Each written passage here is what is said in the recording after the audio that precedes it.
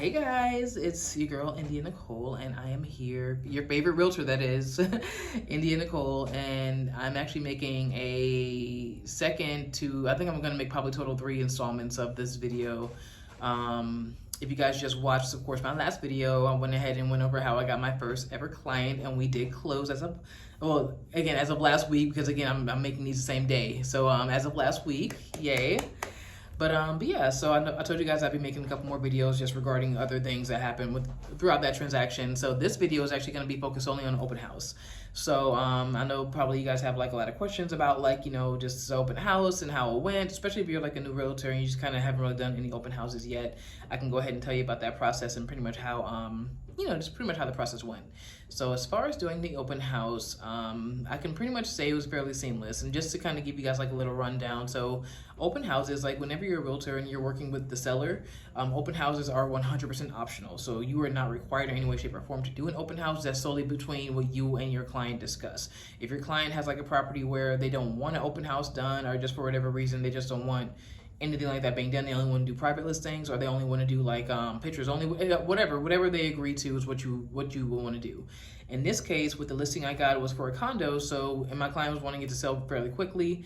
And yeah, so pretty much we were able to go ahead and discuss doing an open house, which we went ahead and discussed that while she was signing the listing agreement. So we agreed initially to do an open house that very first weekend after her listing went live. So in this case, it would have been the following week after she after she signed the listing agreement. So that following weekend, we went ahead and did our first open house, which we agreed to do it Saturday and Sunday. And you can choose the hours too. So that Saturday we did it for 4 hours, which I believe was from 12 to 3. Let me see, 1, 2, 3, 4. I'm sorry, 12 to 4, Ugh, look at me, long day. So 12 to 4, we went ahead and did that for Saturday, and then the second day we actually only did 2 hours, which was 1 to 3, which is fine. Usually it's just a couple hours is all you really need, but like I said, that Saturday we went ahead and did it for 4 hours. But anyways, how that went, so here's the thing.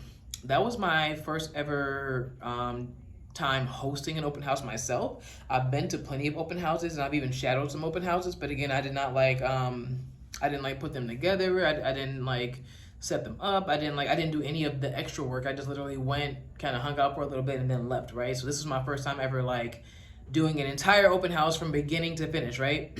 So it was great. I went ahead and, of course, with me being a newer agent, I don't have any open house signs myself. So luckily the broker who I'm with, again, KW, they actually have signs that us agents can borrow for open houses. So I went ahead and borrowed some signs. I borrowed about 5 signs because the location of this condo was in downtown Long Beach. And if you're from California, downtown Long Beach can be depending on the area, it can be super busy or it could be kind of mild. But for the most part, she lived on a main street. But luckily, the main street that she lived on, it was still a lot of open space to just park and just kind of have people walk down the street. So it wasn't super crowded and congested. It was a nice area of downtown Long Beach that was pretty I don't know, I can't really explain what I'm trying to say, but in a nutshell, it was a good place for me to be able to park and put signs and things like that. So I actually went ahead and did 5 signs, and I went ahead and put each sign up. And when I went ahead and put the signs up, here's the thing, there's a strategic way you're supposed to do signs when you have an open house. When I'm a more experienced agent, I can tell you guys in more detail, but for the most part, it's you always want to make sure that if you have a listing that's close to a main street or a highway or a busy intersection or whatever, you always want to make sure you have at least one sign there to let oncoming traffic know, hey, there's an open house around. And then you just want to have obviously signs leading up to your open house that make it easy for people to see, right? Now me, I only have 5 signs. Most people use up to 10 signs per open house, depending on where the open house is located. I obviously didn't have 10 signs, so I worked with my 5. So I went ahead and set my signs up, and I went ahead and as soon as I got there, I had I had the whole. Actually, I'm gonna go ahead and put I'm gonna put a picture and video of my of what I had for the open house, right? Because of course I did videos, and this was mid-October, so of course it was a couple weeks before Halloween. Actually, I'm sorry, this was early October, so it was a couple weeks before Halloween. So here's the thing.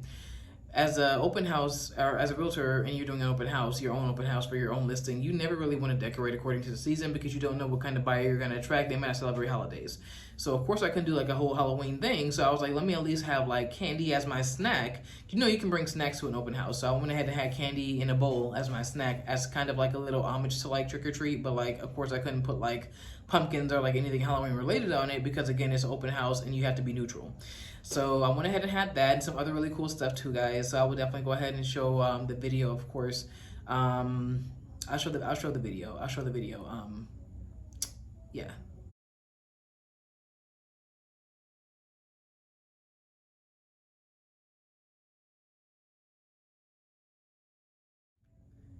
All right, so yeah, so you guys just saw that video. It was really nice. I had like my little flyers, y'all, my business cards, like little drinks. I had like all of that stuff, right? So it was great. And the first day of my open house, because mind you, like for me, it's like when me being kind of naive as a new realtor, I'm like, oh yeah, like for this open house, I'm gonna have like a line around the door because I was doing like a lot of promoting for the open house. I actually went ahead and did a coming soon. Which again, if you have questions about what a coming soon is, like if you want like a more detailed answer, just go ahead and email me. I have my email below. But yeah, so for that, for the coming soon, that also is pretty much what lets the agents know that hey, there's a or this listing is coming available, but regular like clients can't see it themselves. So as of the time it went live, it had only been live for a couple of days, but I had been promoting it like crazy. Before the open house, so I expected it to be like a line of people because I had at least three or four people confirmed that they were for sure going.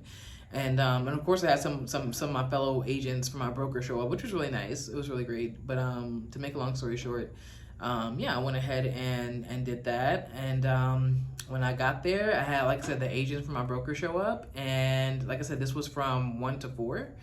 So I probably had 2 people come that day, and one of the people that came was a neighbor because they saw the open house sign, and then the second person that came was someone who actually was supposed to do they were supposed to do a private showing the day before, but they couldn't make it for whatever reason, I guess their schedule, and they actually just came to the open house, which was cool. So and then that person ended up not making an offer, but whatever. I'm just kidding. Obviously, this person, I'm not going to go into detail with why I knew this wasn't going to work for this person, but yeah, I knew it probably wasn't going to be the best fit for this person because of just some signs they gave me when they showed up. But again, obviously I didn't say anything. I didn't say anything like that because regardless of what you think as a realtor, you let the client decide what they want to do. As far as, especially if it's not even your client, because again, this person who showed up to the open house wasn't even my client. It was just a potential buyer. But yeah, in a nutshell, I'm not gonna go into too much detail about that. But yeah, they came, and then a neighbor came. So aside from my agents at the broker, I literally had all of 2 people that first day, and I was like, you know what, it's always tomorrow, whatever. So fast forward to Sunday, the very next day. Now this open house was only for 2 hours. Again, expected at least like a little bit more people showing up because after that first open house, I went ahead and still promoted it like crazy, and let people know I was doing it and made like TikTok videos and stuff like that. And had all of 1 person show up, and the only 1 person that showed up was someone from my broker who had showed up the day before. She showed up again the next day just to kind of show love and support. So I definitely appreciate this person. It's actually one of my friends. But yeah, I didn't have anyone technically show up the next day aside from her. So that, you guys, was my very first open house experience, and it definitely was an eye-opener. And I know like what they're saying too, because like, with where the market is at, people are like, oh, open houses are pretty much becoming obsolete. No, they're not. Like, open houses are still a good way, I think, to get buyer leads. Open houses are still a great way to show off the property to someone who potentially either may be interested, or they might just want to see it because they might know somebody who could be interested. So open houses are 100% still effective. But this particular open house, I think what was against me was the fact that it was like it was a condo open house. So of course, with it being a condo open house, people can't. I mean, I had an open house sign right in front of the building, and when you came into the building, I had another sign in front of where it was. But again, it's like, if it's a single family home, you're more likely to get more people who are just coming in, just walking in off the street because they can, as opposed to a condo where you have to be buzzed in or let in. That kind of makes a difference. But in a nutshell, that was my very first open house experience, and it was not wasn't the best one, but it definitely was not a bad one. It was definitely, again, a great experience just to kind of learn from. And something weird that happened, I just want to leave you guys with this.